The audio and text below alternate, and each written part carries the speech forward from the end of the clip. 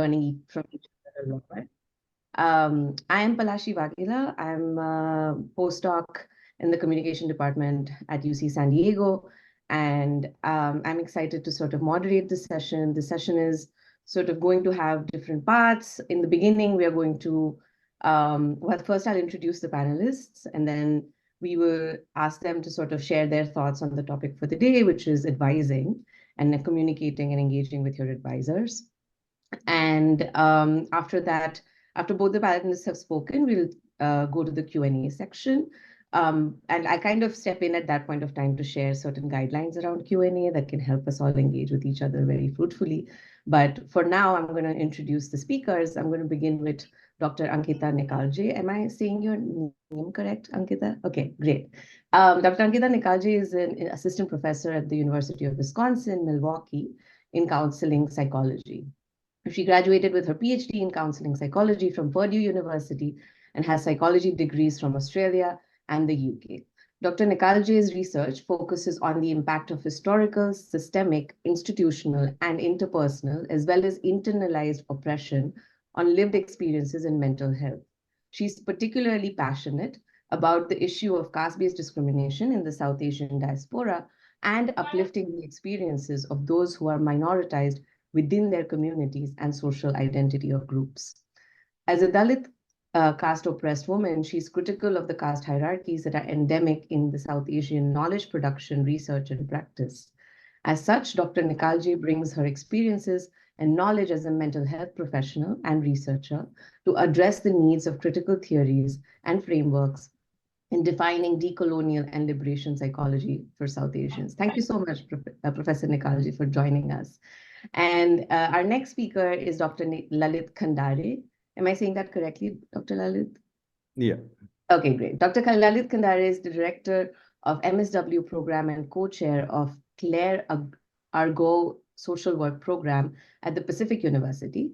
And he has served on EDI committee and the faculty senate. Dr. Khandare is also appointed as a member on Global Young Academy for 2022 to 2027, and he serves as the lead systemic discrimination focus task group at GYA.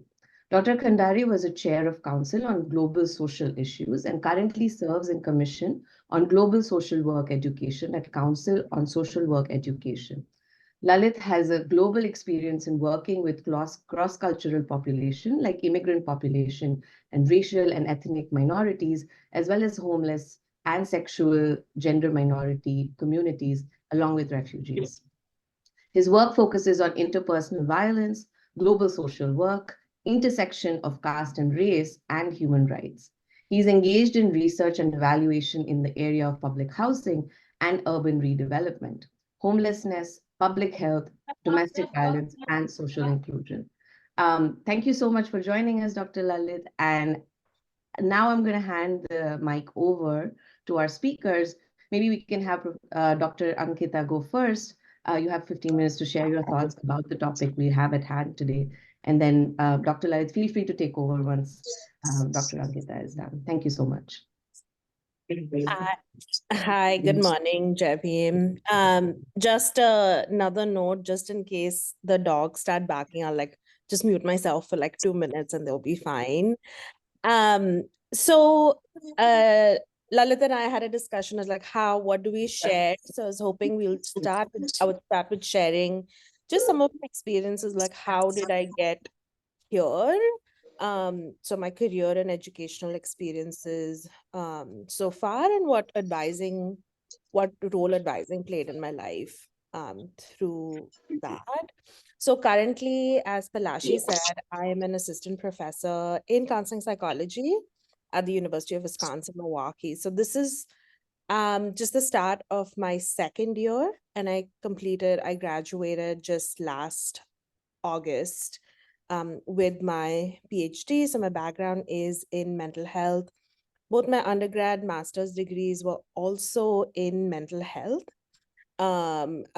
in psychology broadly. And I've always been interested in research, but through my undergrad, master's, and PhD, the research is not focused on just even me, populations we care about, our communities.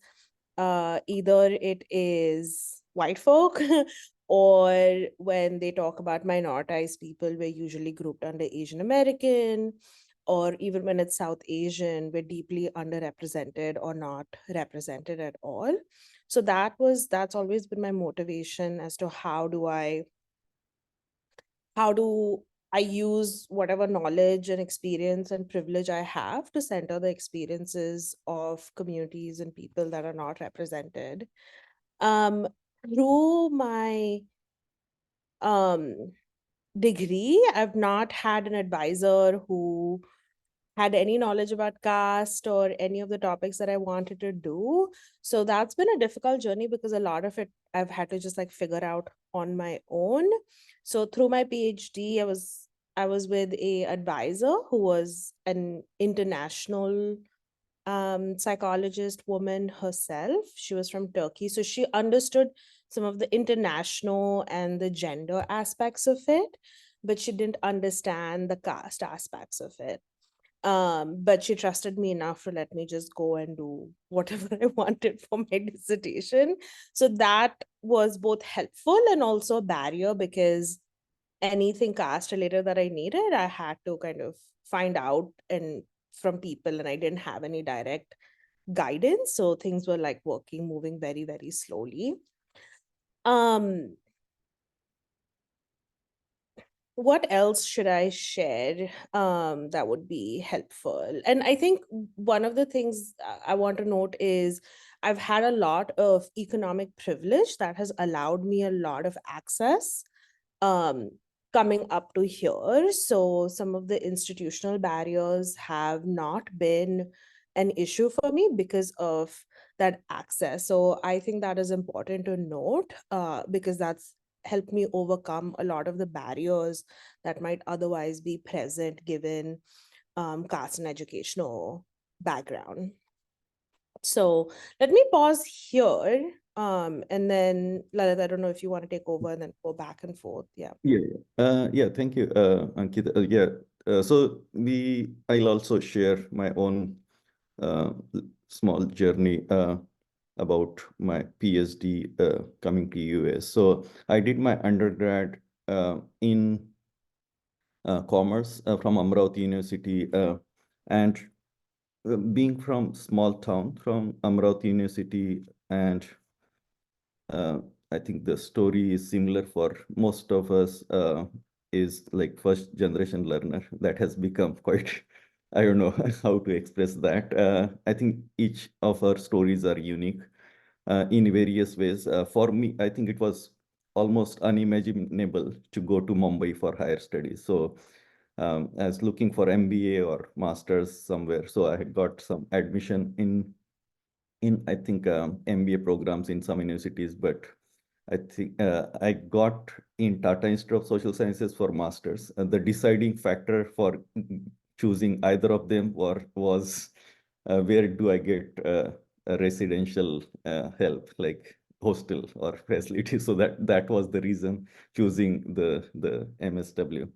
And then I applied. I worked for some time and then did my MPhil at IIT Bombay.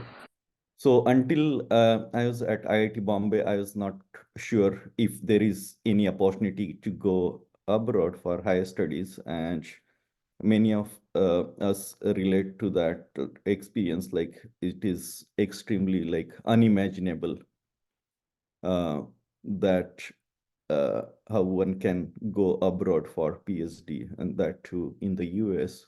So at IIT Bombay, I got some experience, like people were preparing for GRE, TOEFL, and all of that. So during my MPhil, I was preparing for all of that, and then preparing on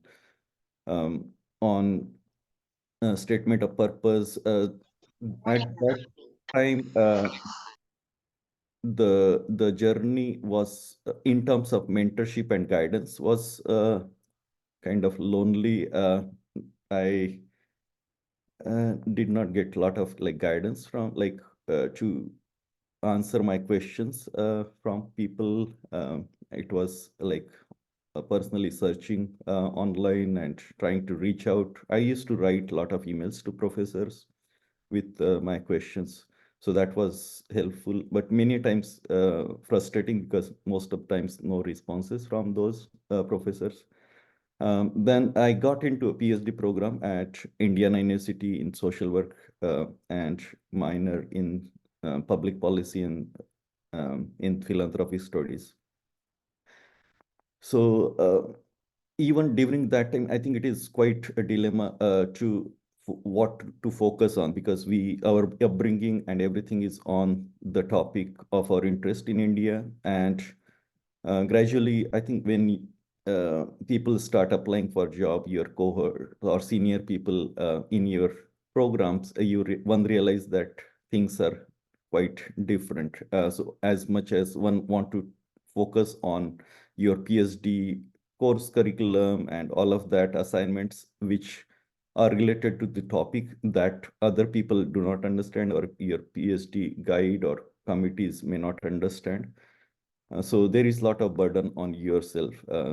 And I think talking to the people in India, helping them out, I was spending a lot of time mentoring others, guiding others, and that was taking a lot of time. So it took, I think, a lot of time in terms of understanding. One has to create boundaries. It may not be until recently I started understanding that, like, what should be one's focus. And the mentor, I'll also share sometime. I got quite frustrated if in terms of finishing a PhD, because there is time one finish coursework and start working on research proposals and all of that, and one do not know, like, unless you have good mentor, one do not know that you one need to spend equal, if not less amount of time preparing for things that are not essential core component of your PhD. That is like publishing or presenting at conferences, preparing your profile that is quite relevant or competitive in the job market. So by the time you know that, you also know that what you're working on, as much as people know and share that Dr. Ambedkar and his work and caste is very much there in the US. People are aware about it in the academia and everywhere. But the reality, by that time, one get to know that that is not the area people are looking for when they look for jobs, hiring. So one has to prepare your background in a way that is important and competitive in the job market. So maybe I think it may be good just transitioning to the job market scenario, but I can share more on that. But I think it is important to have mentor to help one understand the blockages, maybe that it may be related to the distractions that may be the people or situations that are happening in India or atrocities, and you're engaged in those. And those are not really distractions, but it takes away a lot of one's time or mentorship and all of that. For myself, how or one has to identify, list those distractions affecting one's goal, and one need to have some anchor or goal in those 5 or 7 years to finish a PhD. And then whenever there are distractions, it is important to come back and then to that anchor. And also, I have seen a lot of students, especially at the dissertation time, struggles a lot. So one of the advice or one's my own experience, like especially after finishing PhD dissertation, sorry, PhD proposal, one start collecting data and start writing. During that phase, it is quite financially challenging, where one has to think about if one should continue or do some adjunct faculty work or support one through research assistantship and others. I would suggest, and this is my experience, like during time of dissertation writing and research, as less work you do, that is helpful. Like the work that is not related to your writing or research, even the teaching or other research assistantship impact the focus of your PhD writing and may delay and affect the future. And I think it is also important to have a list of questions, what are challenges coming up, have open dialogue with your PhD guide or other mentors, take suggestions from them. And there are other areas that one has to be prepared to before you actually finish up. So there is a dilemma. Like I was preparing for my dissertation. The only thing I was focusing was looking for jobs and applying for them. So those were two things happening simultaneously, because I wanted to finish up and be with the job. So I can stop here. Maybe I can share some ideas afterward in terms of the what one can do to be competitive in the job market. Some other ideas, but I would request my co-panelist Ankita to share further.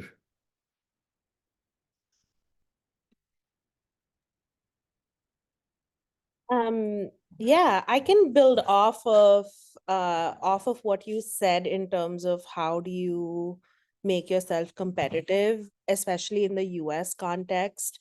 Whenever I would talk to people about caste, I would just get like blank stares. And like we don't understand. And this is within psychology, mental health. There are several South Asian people in the field, but predominantly Savarna. So you would get a lot of like, I want to support you, but caste doesn't happen in the US, so I don't know how to help you. And it's like, this is the issue. Sorry, can you hear my dogs in the background? No. Okay, good. And so I had to really understand the things that people actually care about in my profession, which is systemic systemic oppression. What is the impact of racism, sexism, what have you on mental health, and explain that caste is a system of oppression that impacts mental health. So translating it in a way that is understandable within the context was really helpful, because then they're like, oh, wow, we didn't know about this and this seems important. So that was one way in sort of making myself competitive in the job market, because otherwise caste is not at all talked about in psychology. And second, I would say building, this is something I'm doing right now, is like building a network of people who will champion you, irrespective of what their identities are. So people like my advisor from my grad school, though she had very little understanding about my topic and what I wanted to do, she trusted me and we had built a relationship over several years. So whenever there was difficulty, I didn't have to like fight to make her understand anything. She just knew that she trusted me, so she championed whatever needed to happen. So as an example, first in a psychology degree, in your last year you have to do an internship. It's compulsory. And as I was doing my internship, I was finishing my dissertation and on the job market all at the same time. And I was collecting data for my dissertation. Somehow someone got a hold of my dissertation like link, put it up on Twitter, and my whole thing got trolled. I had like some 2,000 responses and people writing just like awful and nasty stuff. And I had to suddenly close it. And then on one of these South Asian American like newsletters, there was a opinion article about my research saying how garbage it is. And I was like, oh my God, like this is a lot to take on as a PhD student who's in the middle of all of this. People had also called in to my university, to the IRB office, and complained that I was doing quote unquote Hindu-phobic research and I must be stopped.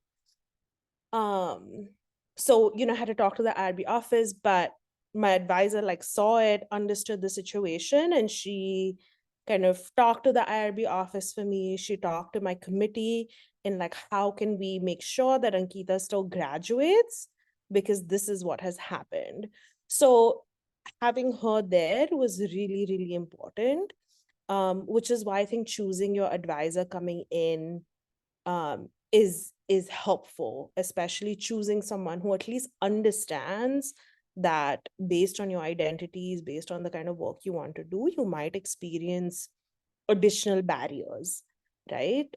So that's like the two things on a bill. And she's also someone who like championed me when I went on the job market in sort of helping me navigate like where to apply, how to apply, editing my CV, cover letter, and all of that. So yeah, I'll pause there. Yeah. Thank you, Ankita. And I think it is also, just thinking a lot about the experience that you shared, Ankita. So yeah, it is quite sorry to hear these experiences that kind of haunts us when even you travel or cross the international boundaries. And yeah, so it is, I think many times I feel it is quite lonely journey in the academic sphere where you don't have people in the academics from your background and who may not understand what is going on with the caste issues. And I think Kankita has rightly pointed out, there are people working on the issue of caste, predominantly in the South Asian studies, which are very small number of programs in the US. I think there is, especially if people are joining from India and applying for PhDs, I think they need to understand the US is the discipline focus uh, uh, studies rather than interdisciplinary. I think in India and also in Europe and many other countries, there is interdiscipline like development studies and gender studies and racial, and those degrees may not be helpful in the US when you apply for jobs and further studies. So it is important.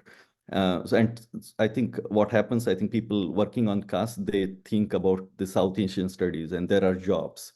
I think there are maybe 5 to 7 programs, maybe fully funded. Other South Asian programs are like people are affiliate faculty there. So already we can certainly say there are caste Hindus dominating in those pair, but even among them, even for caste Hindus, there is huge competition. So I will encourage to focus on your career or academic journey in the field, example, education or sociology or political science, public health or whatever. And also one has to think about the application of your degree, even whatever political science PhD, what is next after that degree?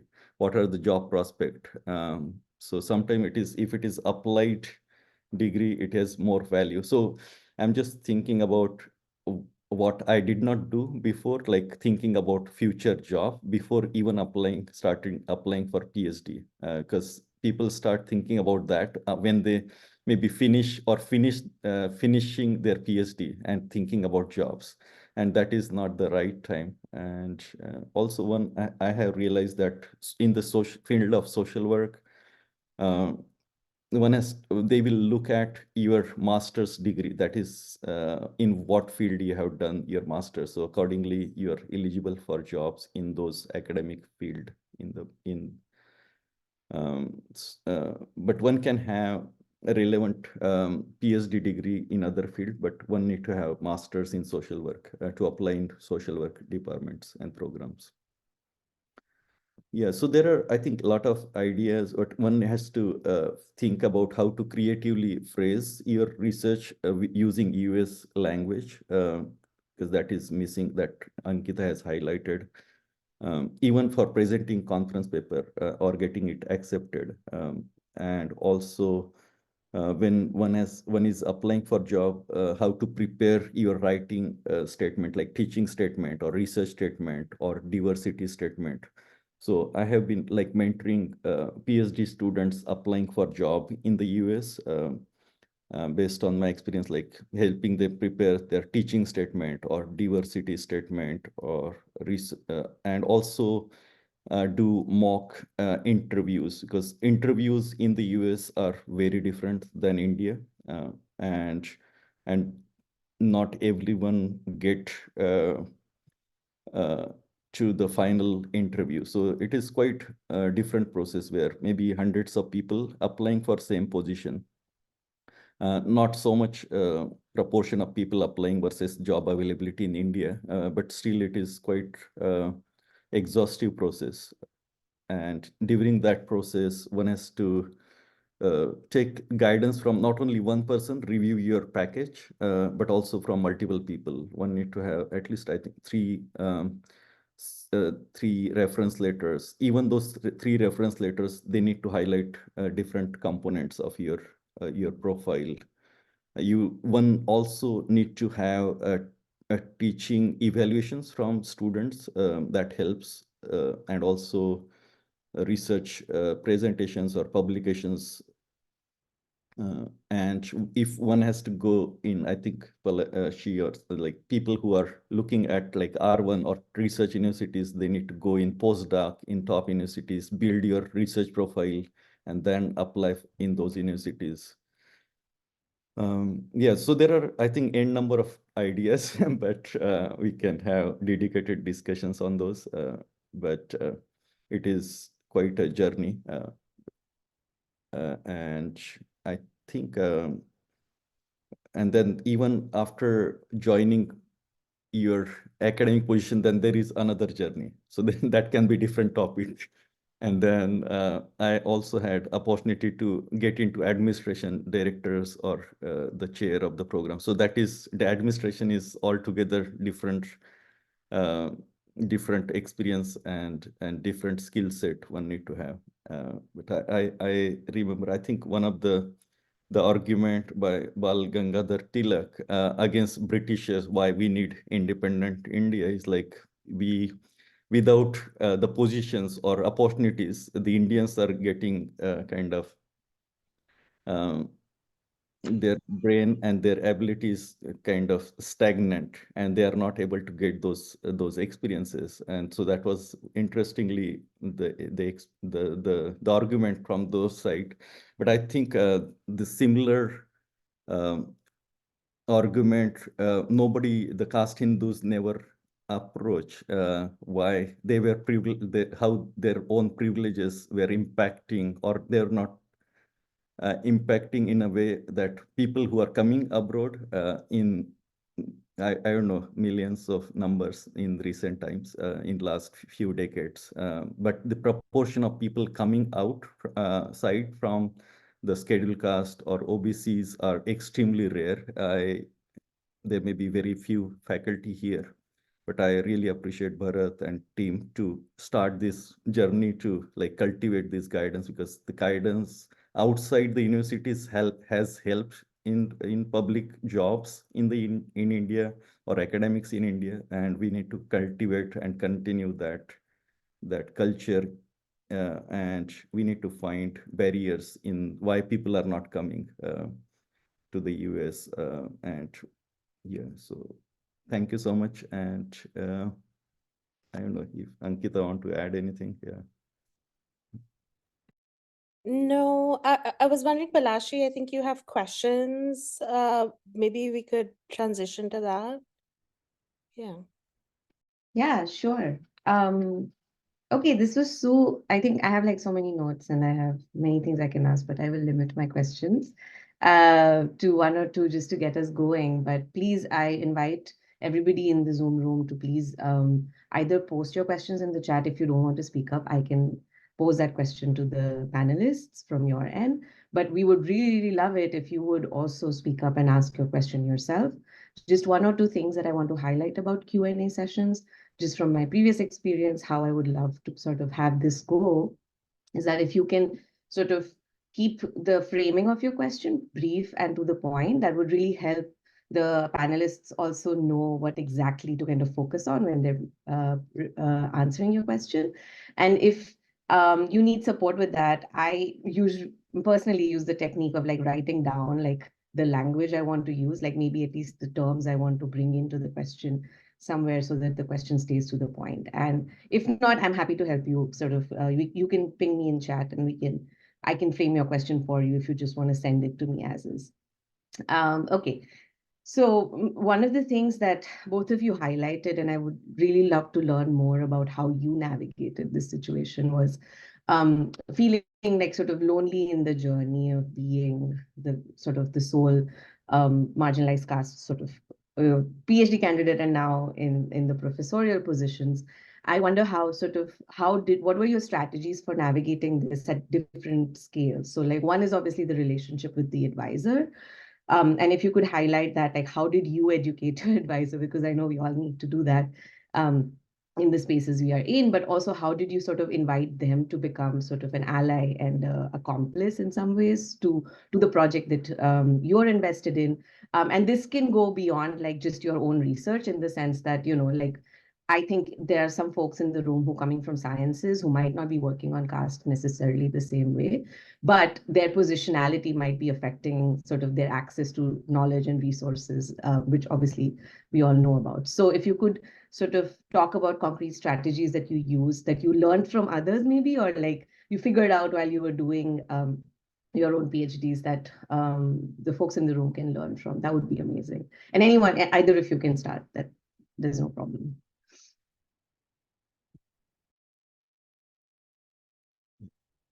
Okay, I can share.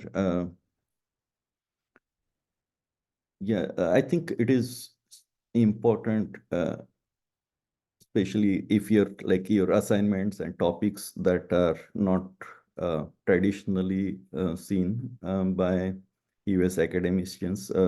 Even on India, like they may be working on HIV/AIDS or other topics, or poverty or issues in slums. And then if they do not understand our topics, so I have had some experience where they will not grade you like appropriately, especially if like I had some colleagues who may be, I think, from similar background from India, and then others may contradict what you're trying to say, and then you may get less grades in those assignments. So the burden of proving, and even I think when you cite, even like citing the research articles and everything, sometimes doesn't help. So I had organized like some presentations or conference at Indian University, inviting some speakers like when they were traveling. So by the time I graduated, I think almost all the faculty were quite aware about the caste. So when I meet them now at conference, so they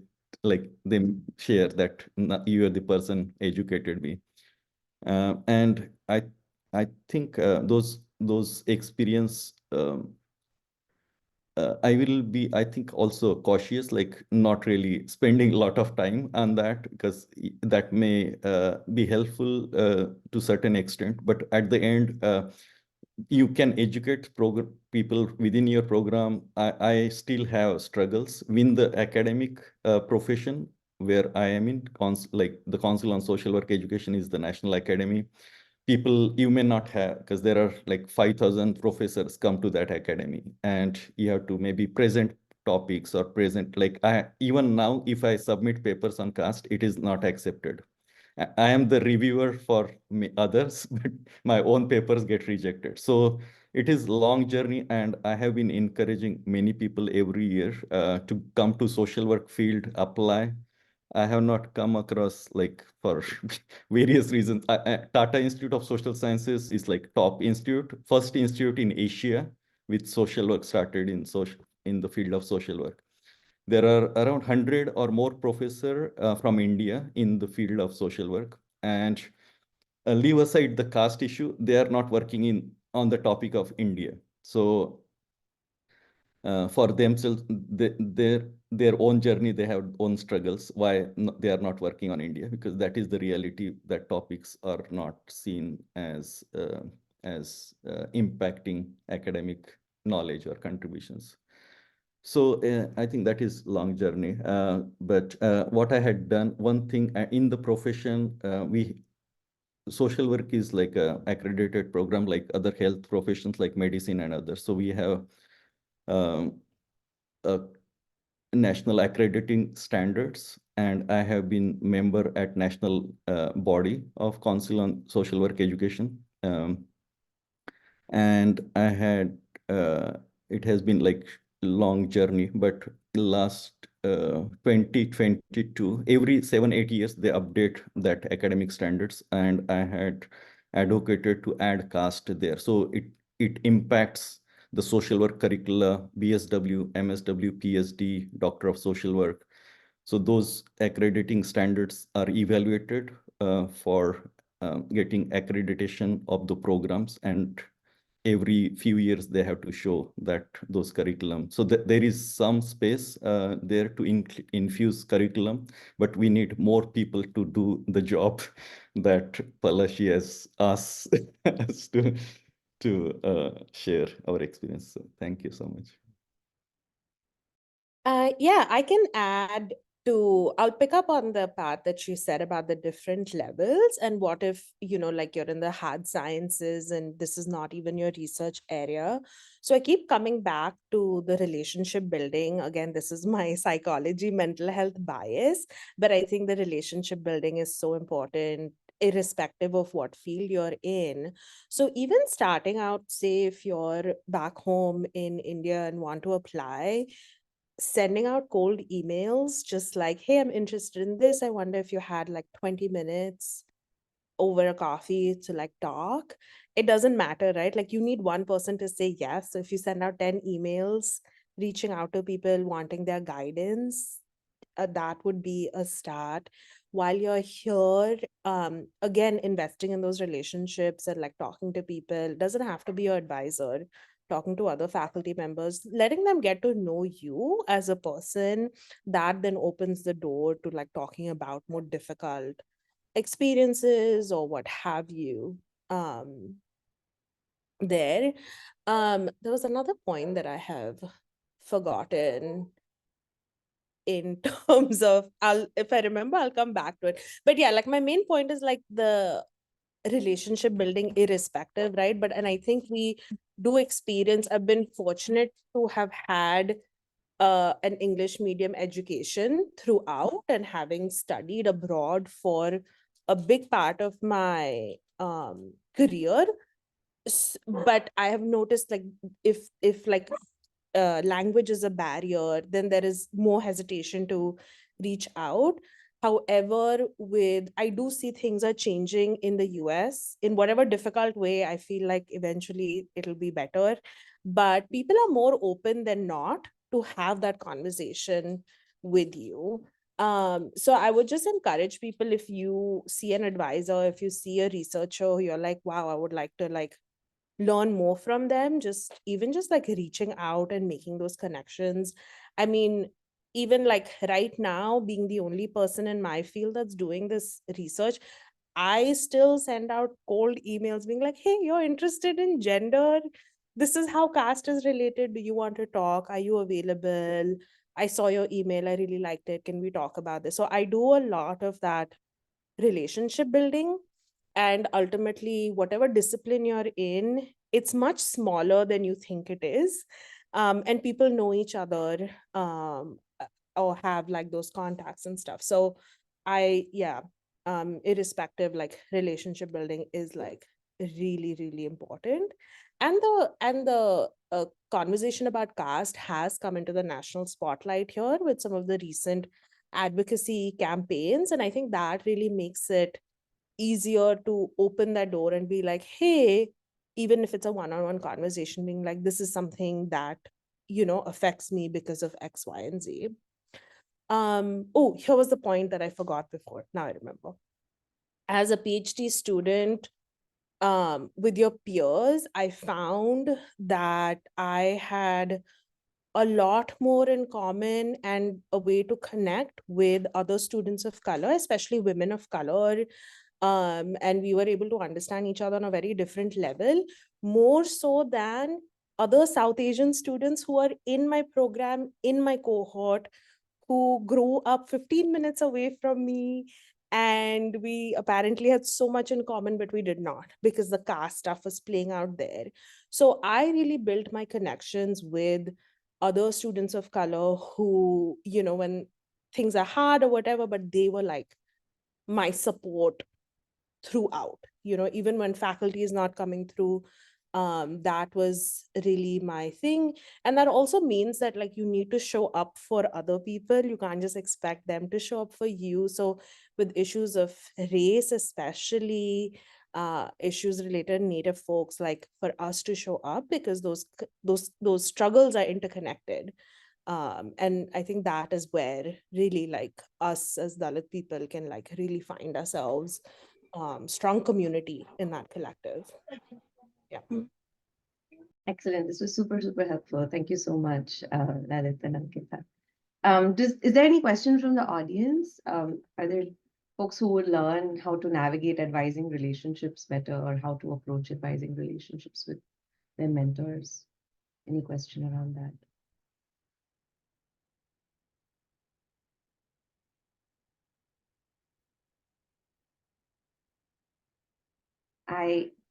I can pose a question in the meantime, but if you do have a question, please feel free to raise your hand. So I wanted to sort of lean in on something a little bit more difficult that I have heard from the people I've been mentoring, is that you don't always get to choose the kind of advisor you come in with, right? And I think that one likes to, at least I definitely tell the people that I'm mentoring that do not, it's probably better to wait a year or two to find the right advisor to do the kind of work you want to do than sort of come in. But circumstances for everybody is different, and they might not be able to tell what sort of the nature of the advisor is and what their relationship is going to be like. And so maybe the difficult conversations that I've been recently having are around navigating abusive and troubling behavior from advisors, and how, if in your experience, both as professors, but also as PhD students, you saw either yourself navigating that kind of behavior, or seeing your colleagues have certain strategies of like figuring out. I mean, of course, there's a lot to be said about the mental health toll it takes, but I wanted to sort of, if you, and you can definitely, please do speak to that if you have experiences or sort of a landscape of sort of talking about it. But importantly, in addition to sort of thinking about what the mental health impact of abusive and troubling behavior from advisors can be, what can be concrete ways of navigating something like that when you can't actually choose to totally switch the advisor, or like you're at a stage where like it's complicated to switch the advisor, or there's nobody else who's willing to advise you. All of those conditions can happen. So if yeah, again, any of you can take up this question, whoever wants to go first.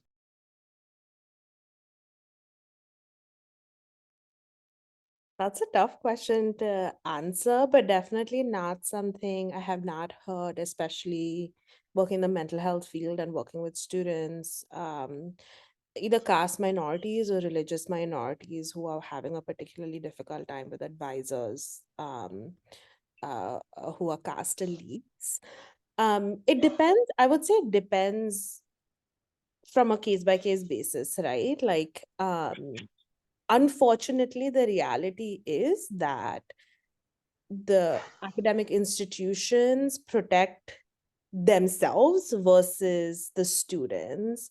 So there might be like more concrete steps you can take to make complaints and raise the issue and take it all the way up. And I have done that personally at my institution, but it didn't go anywhere. And that kind of made it like, oh, did I get anything out of like raising this issue? Uh, Usually there are, say you get into a program, the advisor is abusive, or whatever the dynamics may be, there might be internal processes that are open to you where you can switch advisors. That might be in your graduate handbook or what have you. um, and there's also no harm in sort of leaving and finding a different place, right? Like while you're still there, starting to look at other different programs I can go to, and doing it obviously in a quiet way so your advisor does not find out. But you can transfer your F1 visa, you can transfer your I-20 to a different institution. But those are some options. There is, I would never recommend to like stay in a situation that is affecting your mental and your physical health. I would always be like, no, fight it and get out of there. But obviously depends on what your access to resources are. So I would say there's there's the option is to change your advisor if you can, or even leave the institution, which people do. And this unfortunately happens more often than not. Yeah. So I don't know if there's anything concrete there, but that's kind of. No, definitely. Yeah. Can I just ask a follow-up question, and either Sure. again Ankita or Lalit, you could respond to it. Some people are really scared of doing something like that, and if you can kind of reassure or give them examples of how people have done it in the past, that might be helpful. I'll just use myself as an example. It's also like it also depends on who you are as a person, right? So I am someone who does take a lot of risks because I see like, okay, if the worst case scenario happens, if I get kicked out, I have enough privilege to fall back on to access different options. So I take the risks in terms of, I have taken the risk of like, hey, this is a diversity related issue, right? Like I am being targeted because of my race. That is what the issue was. And then like talking to my advisor, like, okay, who can I go to beyond my advisor? Because the advisor talked to the faculty member, and that didn't happen. I just like literally just like followed the steps that were outlined in the policy, being like, okay, step 1, step 2, step 3. Because ultimately, if you follow the guide, even if it doesn't go anywhere, but if you follow that, you can always fall back on policy and being like, hey, I followed what you said, and as a graduate student, I just exercise my rights, right? So when you're in those situations, even right now, if I find myself in a tough situation, I'm like, okay, what is the academic policy? I will just follow it step by step, because you can always fall back on it. So yeah, that's all I got. Yeah, I can share quickly. I know the answer to the question is, I think, finding early who may be really good committee members. So I think in our, I think many programs, I think there are different channels, like talking to senior students or even other faculty who with whom you are comfortable sharing. So I think addressing that early is beneficial. But sometimes one may want to have like committee members who is like nationally known, example, and they are top notch and on your committee, because you think that they will push you or help you for with reference or other things, make you competitive. I have known some examples where like in one of the committee member was of that kind of stature, and once you like encounter some challenges in that journey to finish up, or they give certain comments, or the type of challenges also may be varied. How do we define that abusive relationship? So one has to think very creatively and specifically, what is that? Are they asking us to work on certain integrating some theoretical model or some methodology? So there may be some expert on methodology or theory or general topic of interest. So one has to narrow down like what they are looking at and confront it, like talk to them or people who they know and ask more detailed question what they are looking for and try to find answers if that is helpful. And many times I think people in the PhD journey, there are some additional time or people need. So there are different challenges that and I think communicating in it more sophisticatedly or more expressing what may be going on in your life may be impacting your delay. Like one has to identify what is going on, accordingly address that. And I will also share that this kind of challenges in India, especially people joining from India, are more there are more challenges in India in this sphere than in the US. Like there is ability to change the guide, or it is difficult at the late stage, but it is possible. And I would personally not encourage changing the university, especially if it is at late stage, because I think talking to other faculty or people who maybe have good relation with that faculty, so finding answers at that stage will be helpful. And again, I think it depends on who you are and how much risk one can take. And Ankita has rightly pointed out, there are policy documents and everything, but at the end of the day, those policy documents may or may not be interpreted the way that you won't like to understand. So there are always challenges there. Thank you for sharing your personal perspectives. Very, very sort of enlightening. So I have a question from Purvesh that I'm going to take first, and then I'm going to come to you, Swati. Thanks for raising your hand. So Purvesh is planning on doing a postdoc at a reputed lab and or apply for academic jobs in R1 universities, and he has two questions. When and how should he start preparing and applying for postdocs and academic jobs? We can take that question first, or I can say both the questions together. I'll say it together. So one question is, when and how should he start preparing and applying for postdocs and academic jobs? And the second part of the question is, if there's a difference in process of applying for academic jobs and postdocs in STEM versus non-STEM areas, and especially for people who came from interdisciplinary backgrounds before they did their PhD in a particular discipline. Again, either of you can take the question first. And the question is also in the chat in case if you want to see it again. I'm going to post it again, just for your reference.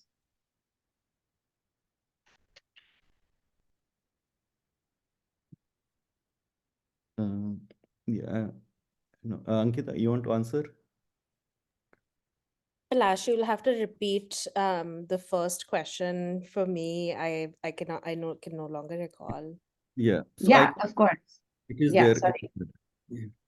I just posted in the chat, but I'm going to read it out again. When and how should Purvesh start preparing and applying for postdocs and academic jobs? Yeah, so again, this can be discipline specific. So I'll just share what I know to be true for psychology in general. You want to start more than a year ahead of time, right? So you don't want to start as you're graduating, but at least a year before that. Postdocs, academic markets have a cycle in which they run. So I can tell you for psychology, the market opens around September, August. So when that fall semester starts, and things sort of end by December-ish, Jan-ish. And it's highly unlikely to find at least an R1 that I know of position in that sort of like off cycle. It's very, very rare.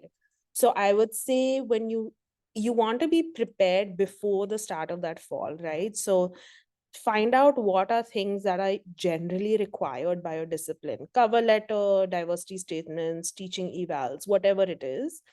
And start just drafting them in the summer beforehand, right? Because by the time you apply, you should have had a few revisions on it. and had a few people look at it. It's a lot easy to get help if you give someone like at least a month in advance to work on it. Often if it's in a short period of time, other professors may find it really hard to give feedback. So I would say you want to start looking, you want to have your materials drafted in the summer before you start looking at the job market, and also get like advice from people in your field as to what the job market looks like, right? So right now psychology is like thriving. So there was a question about psychology, which I'll answer later. So find out what the situation looks like. Yeah. Yeah, I think that is great. I think it is similar in our field also. And you might have attended your academic conferences. I think there you can build those connections and get some guidance there.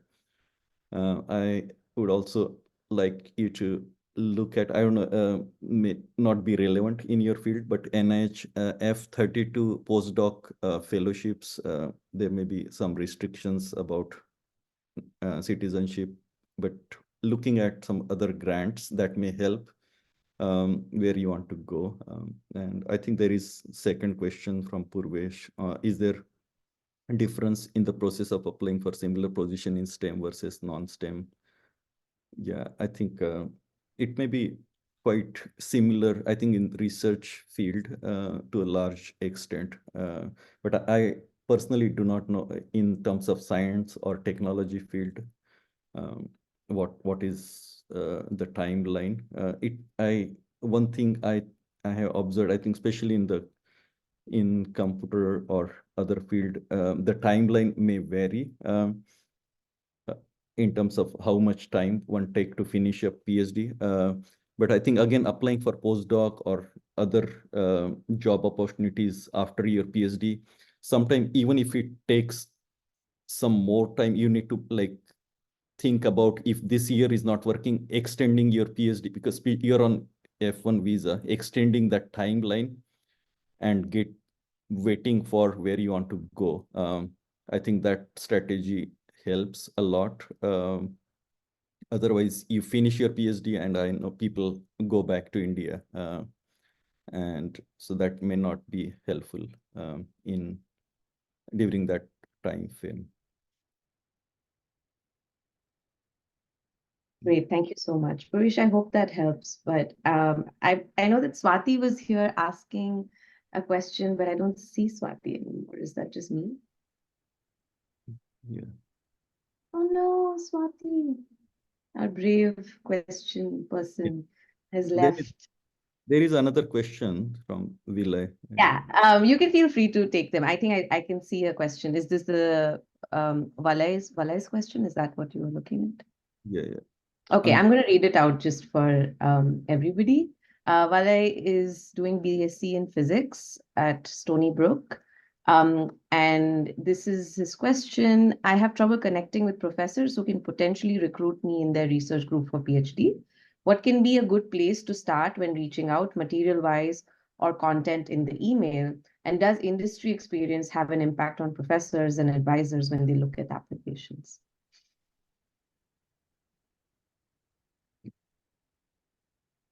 One general piece of advice when it comes to this or applying to any PhD programs or research group, the most important thing is research fit, right? So you might have the best CV, best everything, awesome grades, but the professor you're applying to and you don't have a research fit, it doesn't matter how good your application is, that's just not going to work, right? So this is my second year reviewing PhD applications. So I'll see an application where I'm like, okay, their research experience is not so great, their grades are okay, whatever, but their research interest is so well aligned with mine that I can work with this student, right? Because you can build the research skills, all of that can be learned. But if fundamentally what you want to do doesn't fit with the professor, that just is not a good idea to pursue, right? So well, I don't know what you mean when you say trouble connecting with professors. So, I mean, one of the options is to find out what they're looking for in their PhD student. That's a good question to ask. Find out if they are offering any research volunteering positions, and see if they can take you on. It also depends how you reach out, right? Like, hey, I'm looking for research experience. I'm interested in what you're doing, and actually make a case for it so that they'd be interested in connecting with you. And also just like reach out to like as many people as you possibly can. You just need one person to say yes. I'll always come back to that. Yeah. Yeah. And I think, Vile, you also, like, you are doing this BSc physics, and you mentioned about the work experience. I personally would encourage you to, I think, spend some time in the field after your bachelor's. So that is, even in my field, I don't know about Ankita, but finishing MSW or BSW, like having some experience in the field before coming to the PhD program, I think that is quite a norm in at least some of the field. And you have to check with the PhD students who got into those programs, what is their experience, and also finding which are the national academies in your field. Try to attend those conferences. Sometimes finding money to register for those conferences is extremely expensive. If you go as a visiting guest or something like that, it helps. But I think those are great platforms. And if you, I don't know if you're on international visa, so even if you're like able to work for 1 year or something in the field and then coming back, or even I think after BSc, do you need to do masters before you are eligible for PhD? So you have to find those answers in your field. Sometimes there are integrated PhDs after bachelor's. So if those are, I think in the, yeah, so certainly it will be good. I think Bharat or Palash, like finding appropriate connection for people in those field. I think those will be helpful, because I personally may not be helpful to answer these questions. I think there was another question related to PhD admission. Ankita, you want to answer that? Sorry, what question am I answering? I think somebody was asking about, I don't know where that Oh, question the was. psychology question. Psychology. Yes, everyone, please come to psychology. It's the best. I have no bias there. But it's, I think the question about having a master's in psychology, you gonna have a hard time finding a job here because you need visa sponsorship. Even if you did a master's from the US, getting someone to sponsor you at the master as a master's level clinician is incredibly hard. You're more likely, if you have a PhD level qualification, you're more likely to get sponsorship in the practicing field. And definitely if it comes to postdocs, R1 research, or any academic related careers, psychology is absolutely thriving. At least in my profession of counseling psychology, they're having a hard time filling the openings because there is such a high demand for people with the skill set, especially in the last couple of years, the things we've gone through, and not enough people doing it. And for psychology PhD, there's actually like 2 ways to go about it. One is the research way, and you could also get a doctorate in psychology that is also focused more on research, where you can kind of fine tune those skills. So I've dropped my email to, I think it was Umesh. Please feel free to email me and we can talk one-on-one. Anyone who wants to do psychology, please reach out. Excellent. Thank you. Vishal, you're up. Thanks, Dr. Palashi and Dr. Bharat for organizing this. This is a very important discussion. and Dr. Ankita and Dr. Lalit for your insights. My question is related to what Dr. Lalit shared before, but of course, I would love to hear from both of you. It was related to the disciplinary and interdisciplinary comment that Dr. Kandari made, and it could be very specific to my field because I'm a PhD candidate in public policy. So I see that in a way, I do feel that maybe, yeah, I mean, having an expertise in some discipline would be helpful. But at times there are emerging fields like, population studies or agrarian studies where they tend to use variety of methods and disciplines to answer some of the relevant questions, right? So I was wondering how do you see its relevance in academia, A, and B, whether these interdisciplinary skills or maybe multi-method skills would be more useful in the industry if you go say public policy institutes, right? What would be more valued there? Would it be like you're a champ of one particular method and discipline, or like you could actually deal with? So I had these kind of a question in my mind, and especially got triggered by that particular comment. So I'm curious to know more about that. Thank you. Thank you, Vishal. Yeah, so as my statement was generic, not specific to one field. So I think the field that you mentioned, public policy or public health, some of this field may certainly bring things from other field. Even the field I am in, like social work. So people with the knowledge from psychology or public policy or political science, sociology. So those knowledge are important.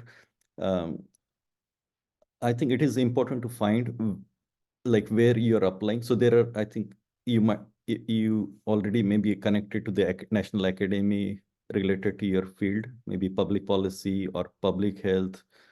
I know even the geography field is quite broad, like people working in public health have PhD in geography. So I think what I'm trying to say is like you need to see which field you're applying in, what are the requirement of those job applications, and especially if you have some undergrad or masters in certain field, that you can count on or substantiate your profile with that. I think that is helpful.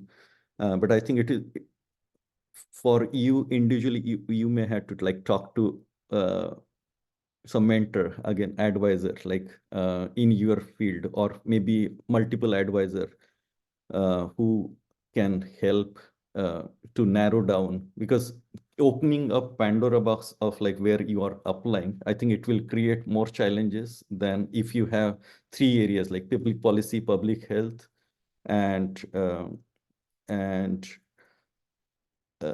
maybe some other field, even social work, I think for you. And the broader it gets, this is another maybe my peculiar understanding, the broader interdisciplinary it gets, it is at the very big universities. The smaller universities you go, it is more very narrow. So finding really good balance of what you have, shaping that to what field are open, maybe 2 to 3, and really building your profile to fit to those openings in those field. And the time cycle, I think, and what Ankita has shared it is, I think, similar in most of the field. Yeah, and waiting for, if you're not able to find the right answer, I think, and we can certainly talk and discuss further. Yeah. Yeah, so I think social work and psychology are similar in that we are very siloed, right? Like psychology only looks at psychology, social work only looks at social work. So very like narrow focus, which is actually a problem in the field, at least for psychology. I would say with public policy, the options that you looked at, keep your options open. right? Like unless you're like, I just want an academic job, this is just the only way I see myself working, sure, then that's what you pursue. But if you have industry options and that seems like a good option, I would say keep it open. There's no harm in like applying to both industry and academic positions at the same time. And also academic positions, like this is not where you make money, the salaries are crap. I think that's just the reality and it's not kept up. So there might be other considerations as well for you in terms of the fit. So I would say there's no need to, for especially something like public policy, like there is so much applied work that is happening in so many different ways. Even psychology is finally like, oh shit, we should talk about policy policy stuff because this affects us. So you might have a lot of options open. So I have a different, I think, opposite advice to Lalit in that, like, the world's your oyster. Like, keep it open and just look at like what looks good to you. Yeah. Thank you. There's a question for both of you, actually, from one of the participants. I don't know if they want to be named, so I'm not trying to name them because they sent it to me personally. Can you please provide some insight about licensure requirements or license requirements in the field of psychology and social work? Yeah, I'll take psychology, of course. So I'll tell you post PhD and then post masters. Licensure for practicing, so post masters and post PhD. It unfortunately in the US, every state does something different because welcome to America. Like this, just everyone wants to do their own thing. So for example, I'm in Wisconsin. In Wisconsin, you just do your PhD, no requirements for a postdoc hours. You just have to sit the licensing exam, which is the EPPP. Once you pass it, you can get your license. The other way that this happens in different states is you complete your PhD, you have to complete 2,000 to 3,000 supervised hours, and then sit your exam, the EPPP, and then you get licensed. Often licenses are, you get licensed in the state, whichever state you're in. And if you want to practice across different states, there's like different rules for it. But there is basically the stuff to do post PhD. I also teach master's level clinicians. So usually with that, you, at least in Wisconsin, you finish your master's, you get a training license, you have to work, I think 2,000 hours under someone, sit a couple of licensing exams, and then you get your license, which means, and having a license means you can practice independently. So it's a bit of a journey. I thought you get your PhD and you get a license. That is not true. Yeah. Thank you. Yeah, it is largely same in social work. And if you are joining academic, you do not need licensure. But if you want to do academic and practice, you need a licensure in social work. So again, it is state specific. So in the state of Oregon where I am in, so one has to register as a social work, like licensure associate with the licensing board in the state. And then you accumulate practice hours, maybe working on weekend or evenings. And then you start completing those hours, preparing for the licensure exam and taking that exam. So there are faculty who teach and practice, so making additional income. And both of these, psychology and social work field, are like a practice-based field. So similar to like business field or medicine or others, the profession or education field where there is more applied learning. So students have, during their MSW, they have 2 days like field practicums working in mental health or other agency. And those experiences are important. So in terms of as an academician, delivering those teaching content are more practice based. So having those, I think, licensure or practice experience is very important. One of the criteria for applying for job positions in social work is they will mention in the job application is one need to have MSW. No need of licensure, but unless you are applying up, if the position need you to teach in clinical courses, then you need to have license and practice experience in those field. But certainly after MSW, at least 2 to 3 years of practice experience before one go in PhD. But sometimes even if they don't have post MSW experience, they can do complete those during their PhD or after their PhD or between taking break during the PhD. But those 2 or 3 years practice experience is very important as you groom future professional, like applied professionals. But very important question. Whosoever asked that question. Thank you. Thank you so much, both of you. I think we have time for one more question, and I see that Swati is back.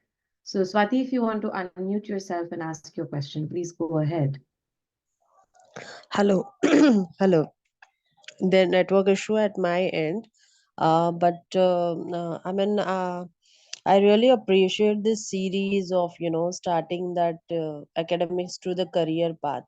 So most of the times with I want to come and talk about the Indian context and Indian institutions.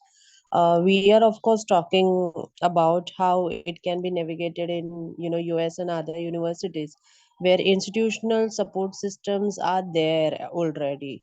But in India, we do not see institutional support in that, very similar way, working or in at least in an active form.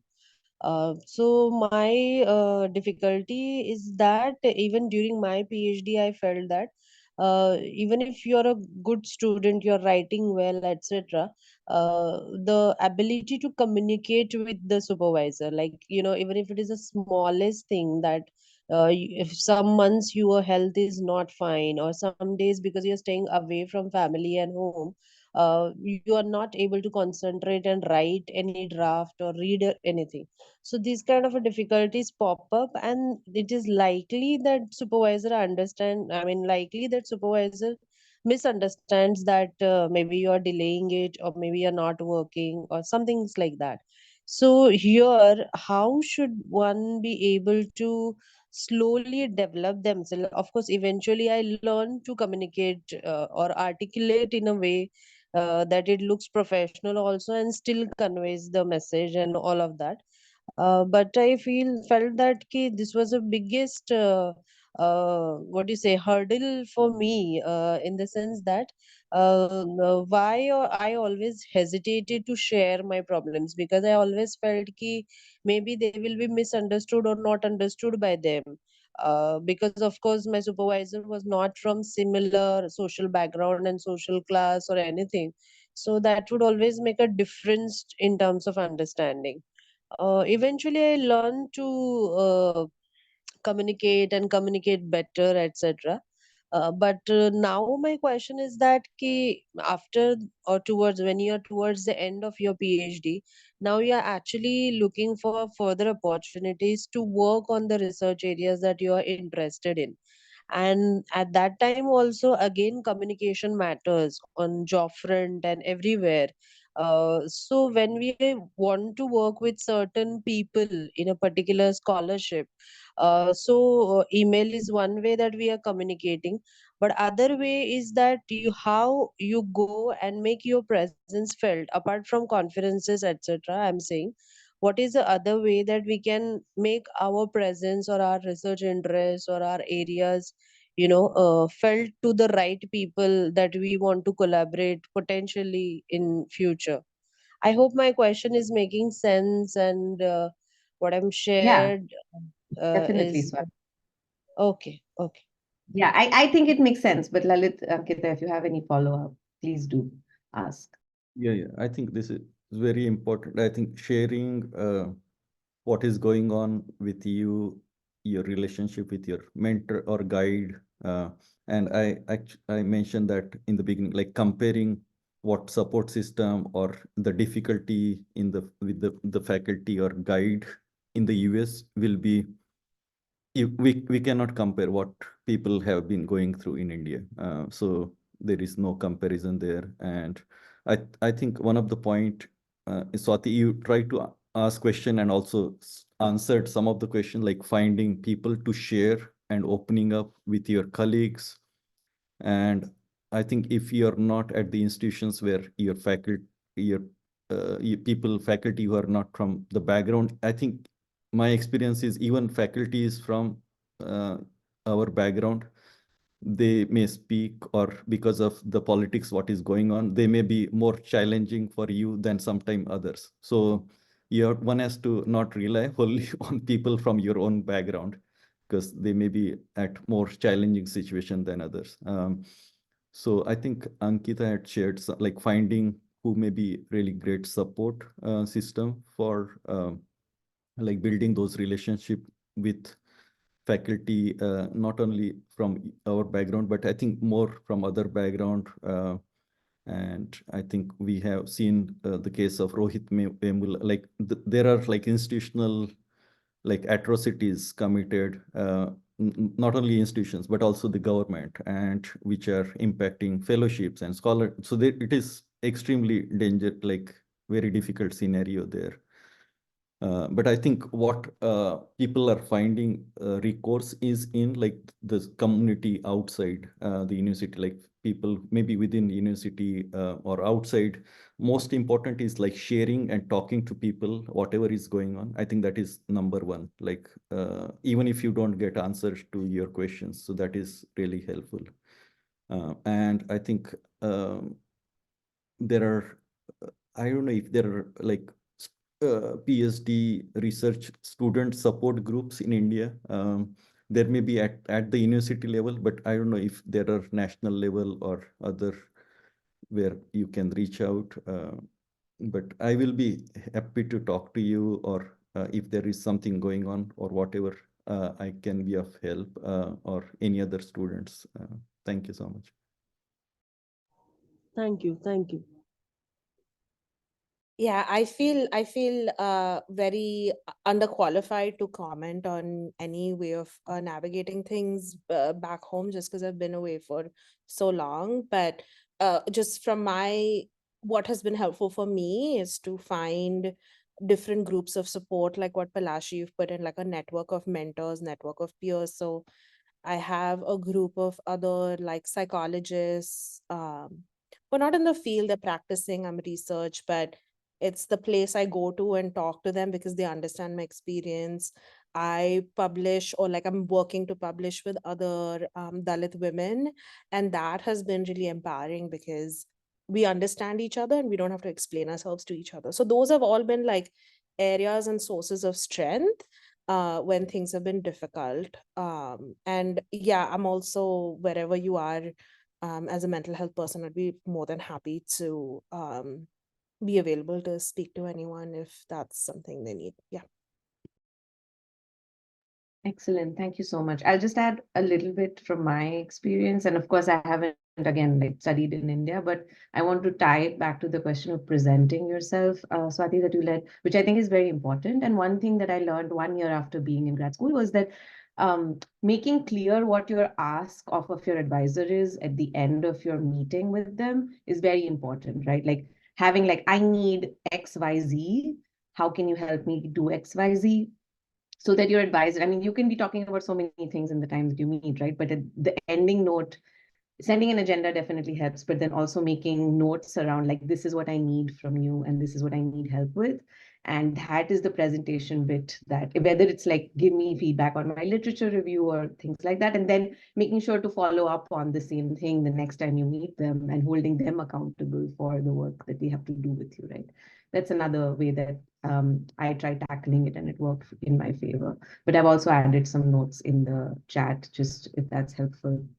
And yeah, this is amazing. We're unfortunately at time. I know we can keep talking about this a lot, but I feel like I have learned so much, even though I'm no longer a PhD student, in terms of how do you navigate this landscape that's like very amorphous and very nebulous of advising, and how to kind of not rely on just one source of information, but also building relationships with people in the community that might go beyond your advisor. I think that's one big takeaway from what you told me. And then being more career minded, being focused on the goals that you want to achieve through your career, keeping them at the center of your conversations, in the center of your work, not being distracted as, I mean, it's hard to avoid them because we also care about the community, which I know Lalit spoke about a little bit, but sort of how do you make that work for yourself as well? And how do you make some of these avenues that you're exploring work towards your career? How do you do the translation work, or some of the things that came up?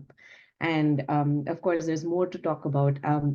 Dr. Ankita has been very kind to share her email with some of you who have specific sort of psychology-based questions. Please feel free to direct them. I hope, Ankita, that's okay. And again, like I come from information science. You can reach out to me if you're in media and communication studies or information studies. And Dr. Lalit can help in the social work and the public policy sort of sector. Is that correct, Dr. Lalit? Yes. Yeah, okay, great, cool. Thank you so much, everybody, for being here. Thank you for your questions. Thank you, Bharat, for organizing this wonderful panel. And I am going to pause there. Is there something, Bharat, you want to add before we close? Please feel free to do so. No, thank you so much. Just I want to thank Lalit and Ankita, and just only a small point that so many questions and so many actually point we discuss. So I have in my mind, so certainly I would do events on those kind of, big themes and ideas. So we will do, and we will meet again, Lalit and Ankita. Thank you. Thank you so much. Thank you all. Thank you so Thank much. you for this. listening. This was great. Thank you. Thank you. Have a good day, everybody. Bye. Bye all.